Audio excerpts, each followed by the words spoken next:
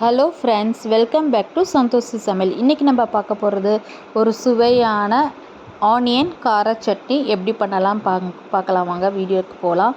இந்த ஸ்மூத்தான இட்லியோட இந்த கார சட்னியை தொட்டு நீங்கள் சாப்பிட்டு பாருங்கள். இதோட சுவை செம்ம அட்டகாசமாக இருக்கும். திருப்பி இந்த சட்னியை தான் நீங்கள் செஞ்சு பார்ப்பீங்க. இப்போ டொமேட்டோட ப்ரைஸ் ரொம்ப காஸ்ட்லியாக இருக்குது. அதனால டொமேட்டோ இல்லாமையே ஒரு சிம்பிளான கார சட்னி தான் நம்ம பார்க்க போகிறோம். இப்போ இதுக்கு நான் ஆனியன் போட்டிருக்கேன், அதுக்கப்புறம் கொஞ்சம் ரெட் சில்லி போட்டிருக்கேன், இமிலி அதாவது புளி போட்டிருக்கேன், அதுக்கப்புறம் திருப்பி கொஞ்சம் ஆனியன் போட்டிருக்கேன்.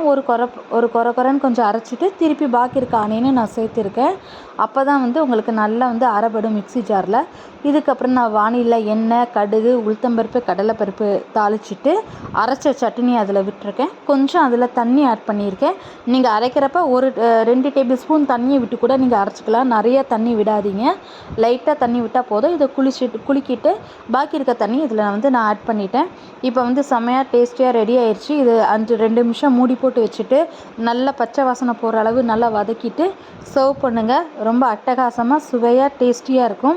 இந்த வீடியோ உங்களுக்கு பிடிச்சிருக்குன்னு நினைக்கிறேன். மறக்காமல் சந்தோஷ் சமையலை சப்ஸ்கிரைப் பண்ணிக்கோங்க. உங்கள் ஃப்ரெண்ட்ஸ் அண்ட் ஃபேமிலிக்கு ஷேர் பண்ணுங்கள். இது போல் ஒரு புதிய வீடியோ ரெசிப்பியில் மீண்டும் உங்களை சந்திக்கிறேன். அதுவரை உங்களிடமிருந்து விடைபெறுவது உங்கள் சந்தோஷி சமையல். இந்த சமையல் ரெசிபி உங்களுக்கு பிடிச்சிருக்குன்னு நினைக்கிறேன். மீண்டும் ஒரு வீடியோவில் நாம் சந்திக்கலாம். ரொம்ப சுவையாக டேஸ்டியாக இருக்கும். கண்டிப்பாக இதை ட்ரை பண்ணுங்கள். தேங்க்யூ. பை.